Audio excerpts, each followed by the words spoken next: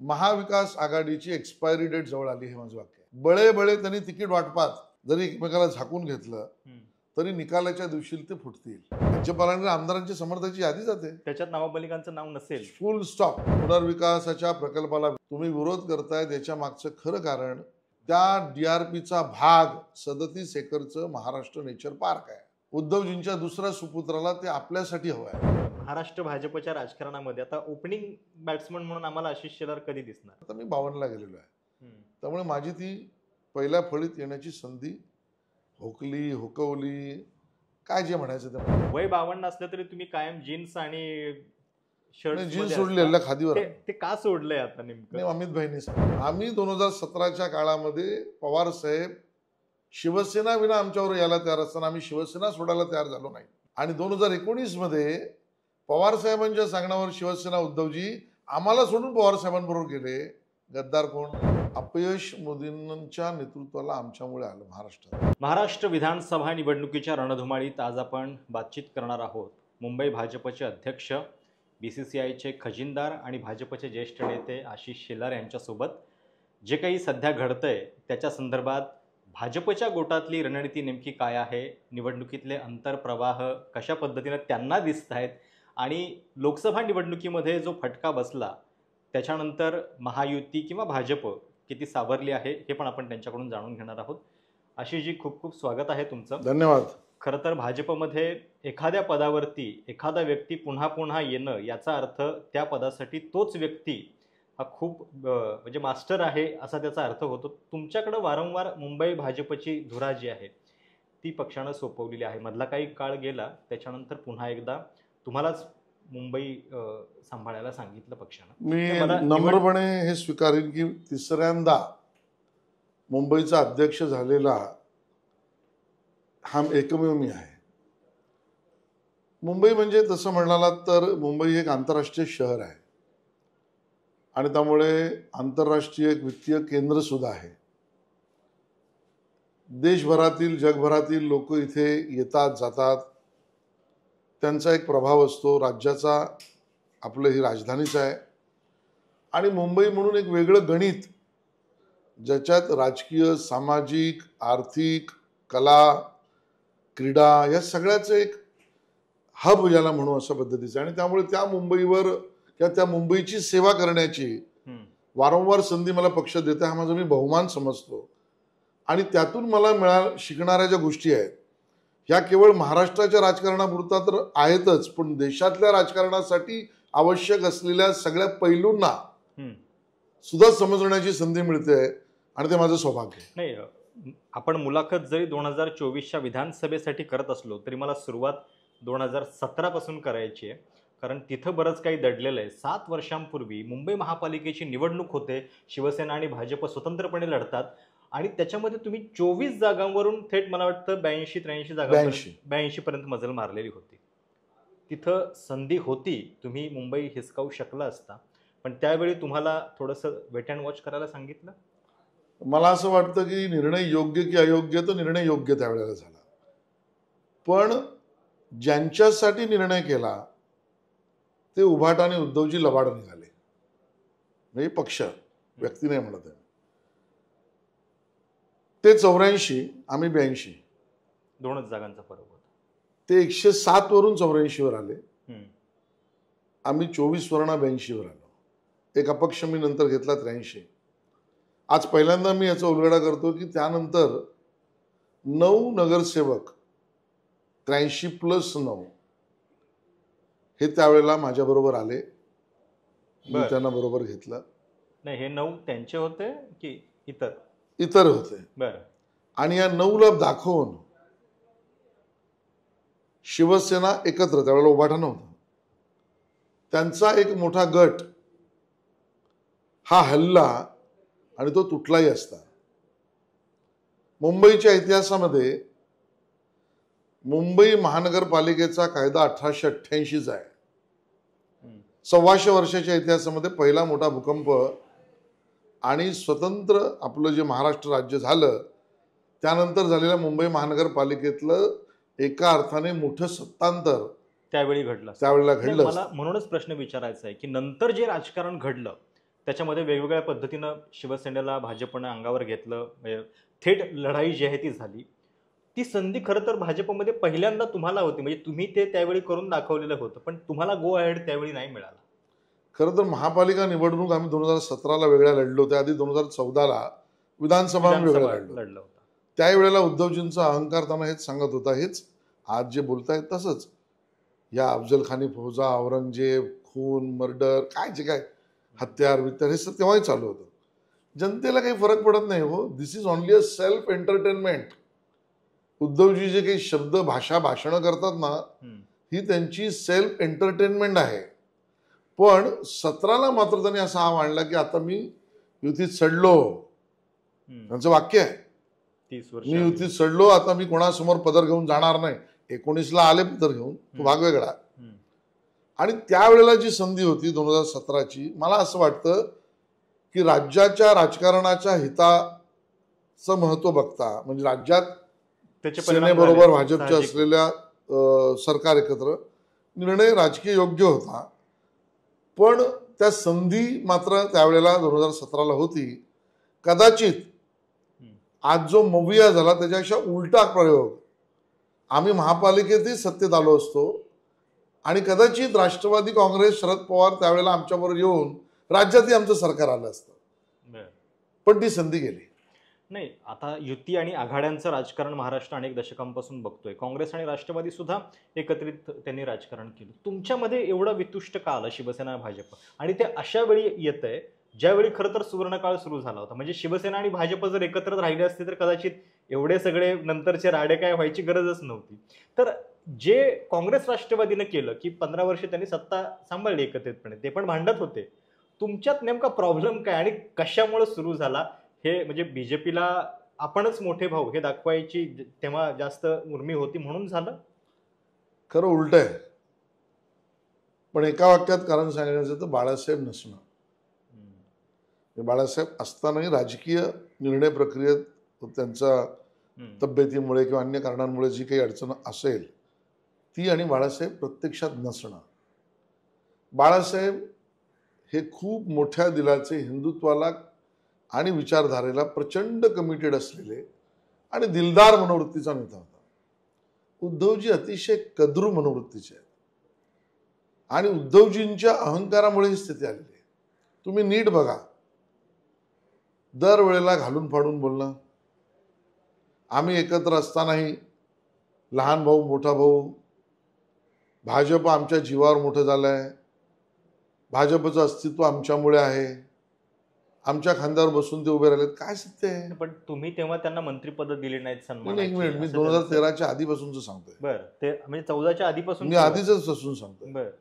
आणि खरा इतिहास काय प्रशांतजी, शिवसेना पक्ष जन्माला आला नव्हता तेव्हाही मुंबई महापालिकेत भाजपचे आणि जनसंघाचे नगरसेवक निवडून गेले होते. शिवसेना पक्ष जन्माला आला नव्हता तेव्हाही त्या शरद पवारांच्या पुलोच्या सरकारमध्ये मुंबईतनं निवडून आलेले हर्षू अडवाणी मंत्री होते. जनसंघ भाजप महाराष्ट्राच्या विधानसभेत शिवसेना असं काही अस्तित्वात नसताना होते. कोण कोणाच्या खांद्यावर, कोण कोणाच्या अस्तित्वावर? हा अहंकार आहे ना उद्धवजींना, त्याने त्यांची ही वाताहत लागलेली आहे. 2013ला सुद्धा जर तुम्ही पाहिलं तर युवराजांनी 150+ हा नारा दिला होता, आठवा? कुठून दिला? युतीची बोलणी चालू होती.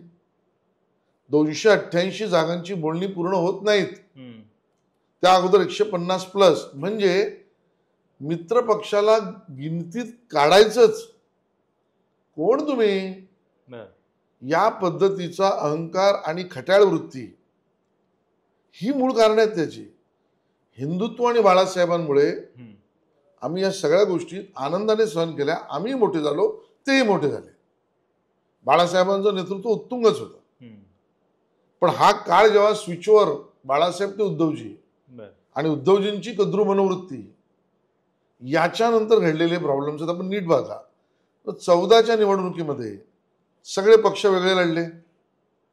त्यावेळेला अस्तित्वाच्या, फौजांच्या, गुलामीच्या, दिल्लीच्या, झुकणार नाहीच्या, गुजरातच्या सगळ्या गोष्टी केल्या. काय केलं महाराष्ट्राने? मोदीजींच्या नेतृत्वाला 125चं यश दिलं. बरं, तेही आत्मचिंतनाचा भाग होता उद्धवजींना. पण पहिली प्रेस काढा, मी सांगतोय ते तुम्हाला, त्या 2014च्या निकालानंतरच्या पहिल्या प्रेसमधलं पहिलं वाक्य उद्धवजींचं हे होतं, आता कोणाला सरकार बनवायचं मला बघायचं आहे, त्याने माझ्याकडे यावं. तिथे अहंकार. आम्ही नाही गेलो, सरकार झालं, ते विरोधी पक्षात गेले, पवार साहेबांनी समर्थन दिलं. मग थैथैट काय सुरू झाला? आम्ही हिंदुत्ववादी, आम्हाला बरोबर नाही घेतलं. मग सरकारमध्ये आम्ही विचार केला, लार्जर पिक्चरने विचार केला. सुषमा स्वराजजी, अरुण जेटलीजी, राजनाथजी यांसारखे वरिष्ठ नेते यांच्या सल्ल्यावर पक्षाने निर्णय केला. बरं, एकत्र आल्यानंतर सरकारमध्ये तुम्ही ते दिवस आठवा, 14 ते 19 राज्याच्या विकासाचे निर्णय घ्यायला सुरुवात झाली. मंदिर कधी बनवणार सांगा, काश्मीरमधलं 370 कधी काढणार सांगा, युनिफॉर्म सिव्हिल कोड आणणार की नाही सांगा, देवदेश धर्मासाठी आम्ही काम करतोय. म्हणजे राज्याच्या हिताचे निर्णय जनतेला पोचून त्यातना मदत मिळूच नये, भाजपचा विस्तार आणि वाढ होऊ नये म्हणून टू किल द इश्यूज, हे मुद्दे जे सगळे आणायचे अडचणीतले आणि मग राजीनामे काढायचे. सहन केलं ना आम्ही, सहन केला तो काळ, तो अहंकारापोटी होता. 17ला मी थोडा वेळ घेतो.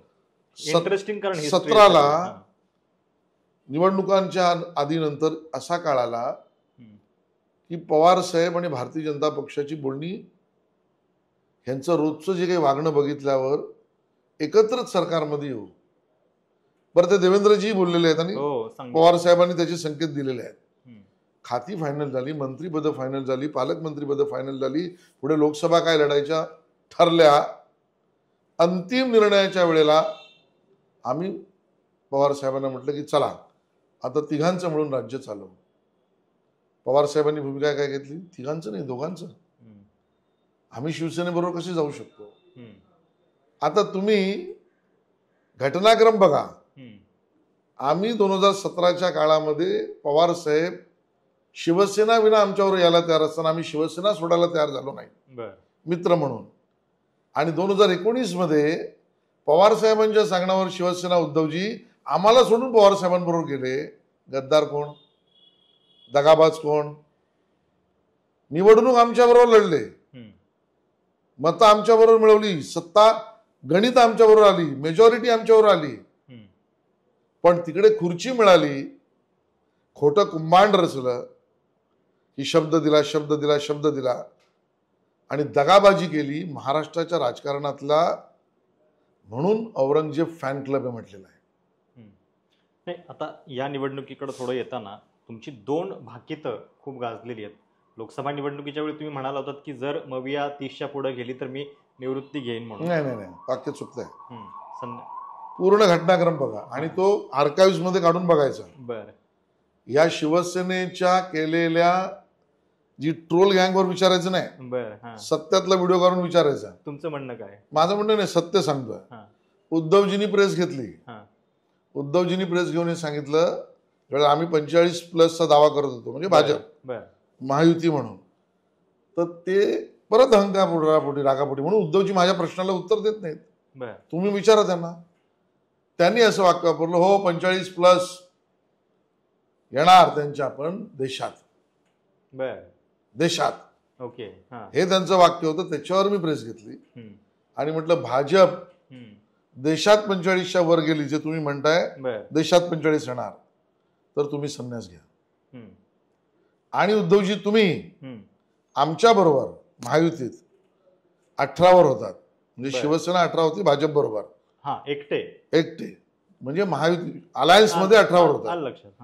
आता तुम्ही महाविकास आघाडीत 18 आलात ना, तर मी संन्यास घेईन. म्हणजे तुमची अट जी आहे ती फक्त शिवसेना ठाकरे यांच्याबद्दलची. त्यातली पहिला मुद्दा 45च्या वर आम्ही 240ला गेलो होत ना, मग उद्धवजींनी संन्यास घ्यायचा. एक. आणि 18 त्यांना मिळाले आहेत का? ते 9वर आलेत. हे एक भाकीत झालं. तुम्ही दुसरं एक भाकीत केलंय, मला वाटतं ऑगस्ट महिन्याच्या दरम्यानच. तुम्ही असं म्हटलंय की निकालाच्या दिवशी महाविकास आघाडी जी आहे ती फुटणार. हो, खरं होणार हे? बघा, मी काही भविष्यवेत्ता नाही, मी एक अभ्यासक आहे राजकारणाचा. मुळामध्ये 2013लाच मी म्हटलं होतं की राज्याच्या राजकारणाचा नवीन सारीपाट लागण्याची वर्ष सुरू झाली आणि तुम्ही सलग आता 2024 पर्यंत बघा ज्या पद्धतीने राज्याच्या राजकारणामध्ये अध्यारूत गृहीतक धरून चालता येऊ शकत नाही अशी स्थिती निर्माण झाली आहे. मी काय म्हटलं हा मुद्दा नाही, मी एक अनालिसिस मांडतोय. महाविकास आघाडीची एक्सपायरी डेट जवळ आली हे माझं वाक्य आहे. बळे त्यांनी तिकीट वाटपात जरी एकमेकाला झाकून घेतलं तरी निकालाच्या दिवशी ते फुटतील हे माझं भाकीत आहे. बर आणि कुठे जाणार म्हणजे नाही आता तेवढं नका, तुमच्याकडे ती स्पेस आहे का? नाही मी त्याच्यावर भाष्य करत नाही आज. बर ते फुटतील एवढं म्हटलंय. बर म्हणजे पुन्हा एकदा 23 तारखेनंतर सरकारच्या प्रतीक्षेसाठी आम्हाला बनण्याच्या थोडंसं म्हणजे वेळ घ्यावा लागेल का? आगे देखिए होता है क्या. मुंबईकडे येऊयात. 2014-2019 दोनही निवडणुकांमध्ये लोकसभेला भरभरून म्हणजे अगदी क्लीन स्वीप तुम्हाला मिळालेला होता. यावेळी मात्र ते नाही होऊ शकलं. 4-2 अशी स्थिती झाली. तुम्ही मुंबई भाजपचे अध्यक्ष आहात. विधानसभेच्या दृष्टीनं तुम्हाला मुंबईतलं चित्र काय दिसतंय? मुंबई तुमच्या बाजूला आहे का? आणि अनेकदा असं म्हटलं जातं की ती कथित सिंपती वेव्ह जी आहे का नाही ग्राउंडवरती ते आता निकालातनं कळेल, पण जर ती असेल तर मग मुंबईमध्ये जास्त असायला पाहिजे. तुम्हाला तसं चित्र दिसतंय? ते मला हे मान्यच करायला लागेल की आम्हाला अपेक्षित निकाल आलाच नाही 2024 लोकसभांचा. आणि चूक आमची म्हणजे महाराष्ट्र भाजपची आहे. त्याच्यात जास्त खोलात मी सार्वजनिक मंचावर जाऊ शकत नाही, पण आमच्या पक्षाच्या अंतर्गत बैठकीत याच्यावर चर्चा झाली.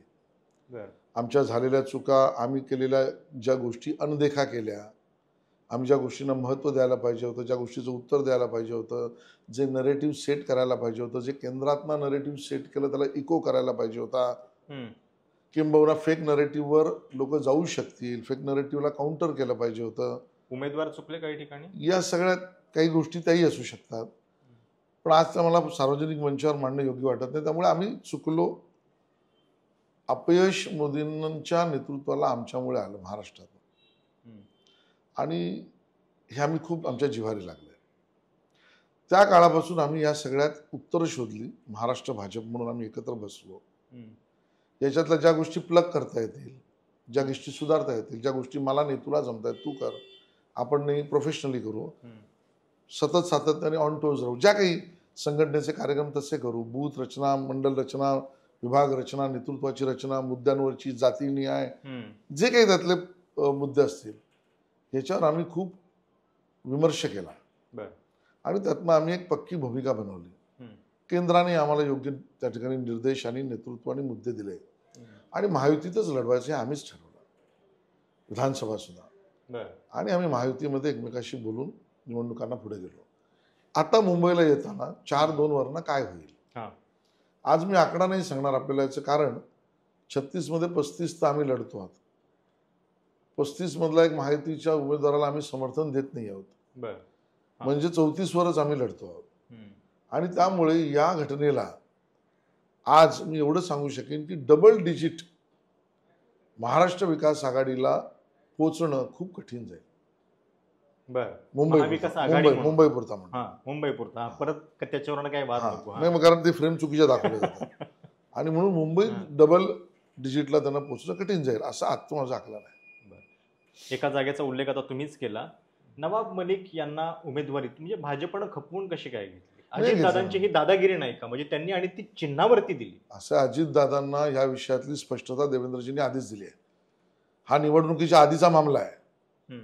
हा त्यांचा पक्ष निर्माण होण्याच्या आधीचा मामला आहे. त्यांनी पक्ष निर्माण केला त्यावेळेला सांगितलेला मामला आहे. त्यांच्या बैठकीत त्यांना न घेतलेला मामला आहे. सभागृहात त्यांना आमच्यावर न बसवलेला मामला आहे. आमच्या भूमिकेत कुठेही बदल झालेला नाही. तुम्ही प्रचार करणार नाही असं म्हणताय, पण विरोधात करू. सुरेश पाटील यांचा करणार आहोत. सुरेश पाटील शिवसेना एकनाथ शिंदे उमेदवार त्याचा करणार करतो आहोत. म्हणजे पण समजा ते निवडून आले तर त्यांचा पाठिंबा तुम्हाला लागेल एखादा एक? आम्ही नवाब मलिक हा विषय आमच्यासाठी बंद आहे, फुल स्टॉप. पण जनतेला त्याचं स्पष्टीकरण नीट मिळालं पाहिजे. आमच्या दृष्टीने नवाब मलिक आमचा नाही, संबंध जोडलेले होते नाही म्हणून संबंध नाही. तो निवडून येऊ न येऊ नाही, त्यांचा पाठिंबा तुमच्या सरकारला असेल तर चालेल का? नाही नाही. 145चं बहुमत आहे, त्याच्यामध्ये एक नवाब मलिक असणारच ना. 5 आणू आम्ही. पण नाही म्हणजे काय करणार? नाही म्हणजे समर्थन नाही, जी यादी तर जाणार ना राज्यपालांकडे. बर, राज्यपालांकडे आमदारांच्या समर्थनाची यादी जाते, त्याच्यात नवाब नाव नसेल. फुल स्टॉप. बर, चला, मोठं विधान केलं आशिष शेलारांनी. मुंबईकडे आपण जेव्हा पुन्हा एकदा बघतो, यावेळी एक सगळ्यात मोठा मुद्दा काय असेल तर धारावी आहे. आणि धारावीच्या मुद्द्यावरनं की ती अदानींच्या घशामध्ये घालण्याचा प्रयत्न वगैरे अशी भरपूर बॅटिंग ठाकरेंनी केली आहे. त्याला उत्तर दिलं ना, हो, सडेतोड उत्तर दिलंय. ठाकरेंना अदानीचा प्रॉब्लेम आहे. दोन विषय आहेत बघा. धारावी पुनर्विकासाच्या प्रकल्पाला विरोध म्हणजे मुंबईच्या सुनियोजित विकासाला विरोध आहे. मुंबईकर हे खपवून घेणार नाहीत. मुंबईकरांनी हे खूप खपवून घेतलं वर्षानुवर्ष. या शिवसेना उद्धवजींच्या नेतृत्वाच्या या बालिशपणामुळे जेव्हा जेव्हा विकासाची योग्य संधी आली त्याच्यापासून मुंबईकर दूर होत गेले. आज मला सांगा, एवढं मोठं अर्बन रिन्युअल स्कीम, नागरी जीवन पुनरुत्थान, कशाला विरोध करायचा? अदानीला कॉन्ट्रॅक्ट मिळाला, तुम्ही टेंडर ड्राफ्ट केलं, टेंडर कंडिशन तुम्ही केलं उद्धवजी, टीडीआरचा मुद्दा तुम्ही टाकलाय, अधिकची जागा लागली तर दिली पाहिजे हा मुद्दा तुमचा. तुम्ही विरोध करताय त्याच्या मागचं खरं कारण DRP नावाची जी सरकारी व्यवस्था आहे ज्याच्या अंतर्गत हा धारावी पुनर्विकास प्रकल्प होतोय, त्या DRPचा भाग 37 एकरचं महाराष्ट्र नेचर पार्क आहे, जे मोकळं जंगल आहे. आणि त्या जंगलामध्ये वनस्पती, वन्य प्राणी, जीव, नॅचरल हॅबिटॅट्स आहेत. उद्धवजींच्या दुसऱ्या सुपुत्राला ते आपल्यासाठी हवं आहे. ते DRPतनं बाहेर निघण्यासाठी आत्ताचं टेंडर कॅन्सल करणं आवश्यक आहे. आणि म्हणूनच हा घाट चाललेला आहे. त्यांच्या जाहीरनाम्यामध्ये उल्लेख होता की हे रद्द करणार म्हणून. नाही, त्यांचे महाविकास आघाडीच्या कुठे आहे? हे लबाडाघरचं जेवण आहे. महाविकास आघाडीच्या दशसूत्रीमध्ये नाही, उद्धव ठाकरेंच्या आहे, उद्धवजींच्या आहे. आणि उद्धवजींच्या ह्याच्याला स्वतःच्या ह्याला मिळवण्या एवढं त्यांचं बळ आहे का? तेवढं जागाही लढत नाहीत ती मेजॉरिटी आहे एवढं. आणि त्यामुळे धारावीच्या पुनर्विकासाचा मी पुरस्कर्ता आहे. आणि मुद्दे एकदम स्पष्ट आहेत. त्यांच्या डोक्यामध्ये स्क्रूड्रायव्हर फिरतोय अदानी, माझ्या डोक्यामध्ये स्क्रूड्रायव्हर फिरतोय गरीबाला घर.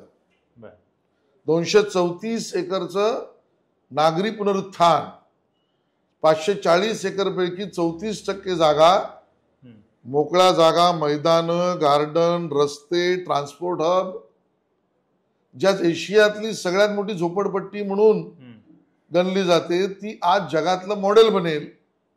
माझ्या चर्मकार बंधूंना, मटक्याचं काम करणाऱ्या बंधूंना त्यांचं हब क्रिएट करून मिळेल.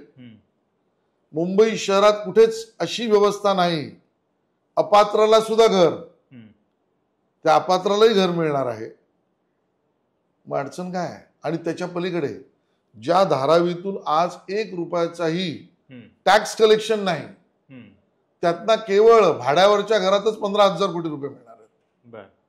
आणि निर्माण होणारी घरं, निर्माण होणारं कमर्शियल हब, यातनं मिळणारा सीवर, वॉटर, प्रॉपर्टी टॅक्स, ही महापालिका आणि राज्य सरकारची कमाई दुसरी. का विरोध? काढा मोर्चा आणि जमा करा खर्चा, हे उभाटाचं धोरण आहे. त्यांनी मुंबईसाठी आलेल्या कुठल्या प्रस्तावाला समर्थन दिले मला सांगा? मेट्रोला नाही, सुरुवातीला कोस्टलला नाही, मुंबई बुलेट ट्रेनला नाही. मुंबई सोडा, मुंबई दिल्ली कॉरिडॉर नाही. सुरुवातीला नवी मुंबई एअरपोर्टला सपोर्ट केला का नाही? त्यानंतर नाणारला सपोर्ट केलं का नाही? आरामको सपोर्ट केला का नाही? मग काय करायचंय? काय 16व्या दशकात जाऊन बसायचंय? उद्धवजींनी मुंबईचा बट्ट्याबोळ केला, नागरिकांच्या मनात तीच चीड आहे. धारावीच्या पुनर्विकासाला विरोध करून मुंबईच्या माथी, बकाल मुंबई आणि त्या गरिबांच्या माथी तुमचं जीवनमान न बदलवणाऱ्या स्थितीतच तुम्हाला मी ठेवणार, हा अहंकार त्यांचा कॉन्ट्रॅक्टरकडनं काय मिळतं यापोटी आहे का, ही शंका आहे. आता 3 पक्षांना एकत्रित घेऊन तुम्ही लढताय. मुख्यमंत्री कोण असणार याच्याबद्दल प्रश्न सारखे विचारले गेलेले आहेत, त्यांनी पण सांगितलेलं आहे. पण भाजपचा होणार असं तुम्ही थेटपणे सांगू का शकत नाही अजून? नाही, कारण असा मुद्दाच नाही आहे. काल जेव्हा अमितभाईंनी सुद्धा स्पष्ट केलं की तिन्ही पक्षांचे नेते समिती बनेल, बसतील आणि तो निर्णय केंद्राशी बोलून, आवश्यक असेल तर केंद्राशी बोलून करतील. राज ठाकरे सांगतायत थेटपणे की भाजपचा मुख्यमंत्री होईल, देवेंद्र फडणवीस होतील वगैरे. तुम्ही ठामपणे का सांगू शकत नाही? नाही, कारण आमचा अजून हा निर्णयच नाही. आमचा निर्णय काय करायचा हा आम्हाला ठरवायला लागेल ना. बरं. बरं, राज ठाकरेंना काय बोलायचं हा त्यांचा सर्वाधिकार आहे. त्यांचाच मुद्दा निघालाय तर म्हणजे त्यांना पाठिंबा देण्याबद्दल तुम्ही आग्रही होता, हो. म्हणजे की फॉर्म्स विड्रॉल होण्याच्या आधीपर्यंत सगळ्यात पहिल्यांदा मुद्दा मी हा मांडला आणि तो एका आपलेपणापोटी, पारिवारिक संबंधापोटी. आणि ते पारिवारिक संबंध एकनाथजींचे राहिलेत, देवेंद्रजींचे राहिलेत, माझे राहिलेत आणि वेळोवेळी राज ठाकरेंनी मैत्रीला जपलंय. पण मग त्यांना आणि म्हणून सोबत त्यांच्या का नाही मुलाला घेतलं? आपल्या घरचा मुलगा म्हणून महायुतीने समर्थन द्यावं. महायुतीतल्या एका पक्षाने नाही, बरं, सगळ्यांनी द्यावं असं तुमचं म्हणणं. अशी मागणी मी केली, अशी भूमिका मांडली बरं, राहते. बरं. आणि नेत्यांशी बोललो, तो प्रयत्न झाला, सफल झाला नाही, विड्रॉल पर्यंत सफल झाला नाही. आता विषय संपला. पण सोबत का नाही घेतलं? म्हणजे सोबत घेऊ शकलं नाही, मग असतं त्यांचाही तुम्ही. प्रस्ताव नाही ना. तुम्ही बघा, बरं, मनसे महायुतीत आहे का? नाही. पण ते नसले तरी थेट तुमचा मुख्यमंत्री व्हावा अशी इच्छा व्यक्त करतायत. अरे आता उद्या एमआयएमने समजा म्हटलं की नाही, प्रकाश आंबेडकरांनीच मुख्यमंत्री व्हावं, तर आम्ही काय त्याच्यावर बोलायचं? बरं. त्यांचा अधिकार आहे. आंबेडकर साहेब बनू शकतात तर बनू शकतात. हायपोथेटिकलला उत्तर मी काय देऊ? ठरलंय का याच्यावर आपण बोलू शकतो. बरं. गेल्या काही दिवसांपासून आपण हे बघतोय की म्हणजे हरियाणा, एकतर हरियाणाची निवडणूक झाली लोकसभेनंतर आणि तिथं सगळ्यांना वाटत होतं की रिझल्ट असा येईल, झालं भलतंच. यावेळी तुम्हाला महाराष्ट्रातलं चित्र काय दिसतंय आणि लोकसभेतला जो फटका बसला त्याच्यानंतर कशा पद्धतीने नेमक्या गोष्टी बदललेल्या आहेत असं तुम्हाला वाटतं? बघा, लोकसभेपासून जसं मी म्हटलं, टप्प्याटप्प्याने पहिल्यांदा आम्ही आमच्यात बदल केले, आत्मचिंतन केले, संघटनात्मक कार्यपद्धतीत बदल केला, आवश्यक मुद्दे, राजकीय मुद्दे, राजनैतिक डावपेच याचं महत्त्व, मीडिया प्लॅन, फेक नरेटिव्ह याच्यावरचा उतारा, या सगळ्याबरोबर करता मित्रांशी म्हणजे आमच्या महायुती परिवाराशी घट्टता निर्माण करणं आणि त्यानंतर सरकारी यंत्रणेतून पुन्हा सरकारी कामं आणि ती जनतेपर्यंत पोहोचवण्याच्या धोरण आणि योजनांचा सपाटा. या सगळ्यात आपल्याला सगळं दिसेल, वयोश्री पासून टोळ माफीपर्यंत, लाडकी बहिणापासून एसटीच्या 50% सूट देण्यापर्यंत. त्यामध्ये हरियाणाचे निकाल आले. तोपर्यंत आमचा विचार परिवार जो राजकारणाचा भाग नाही आहे त्याच्यावरही आमचं चिंतन झालं की ज्या पद्धतीने एक इकोसिस्टीम 100, 150, 200 संस्थांची भारत जोडो यात्रा ही काँग्रेसची नव्हतीच आहे. भारत जोडो यात्राचा फेस काँग्रेस होता, राहुल गांधी. त्याच्या भोवती फिरणारी योगेंद्रजींपासूनची बाकीची गँग आहे.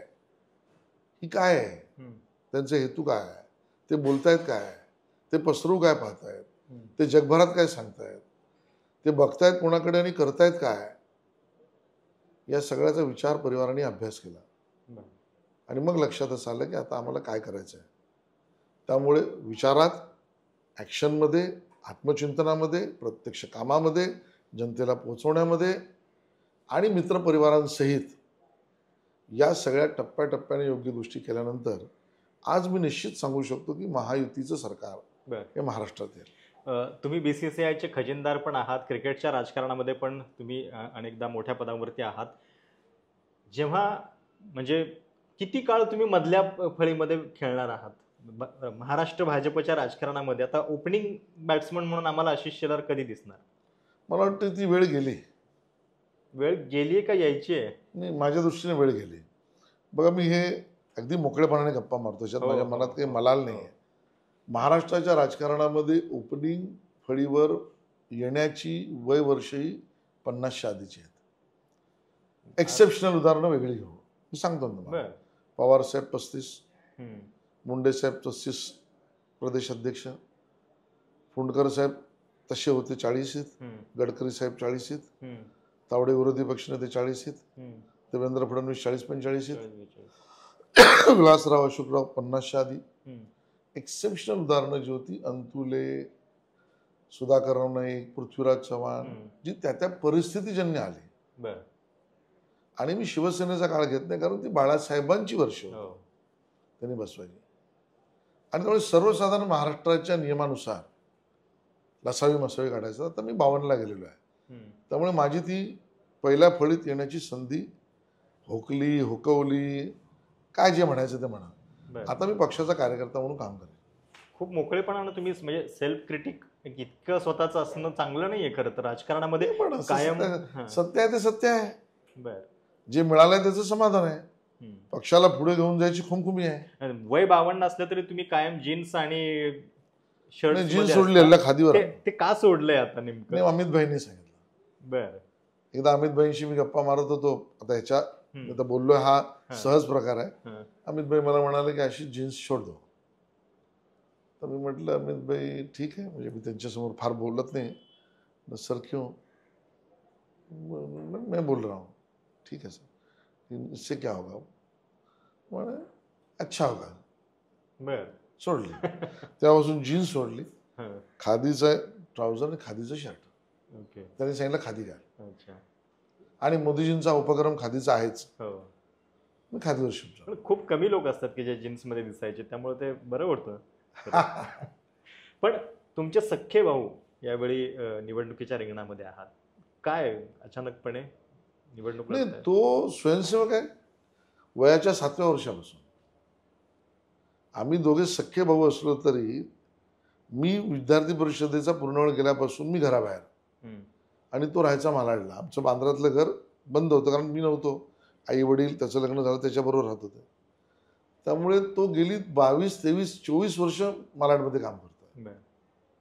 आणि त्यामुळे तिथे नोकरीनंतर भाजपचा पदाधिकारी, वॉर्डाचा पदाधिकारी, विधानसभेचा पदाधिकारी, नगरसेवक, एज्युकेशन कमिटीचा चेअरमन, त्यानंतर दुसरी नगरसेवकची निवडणूक गोरेगावला पडला.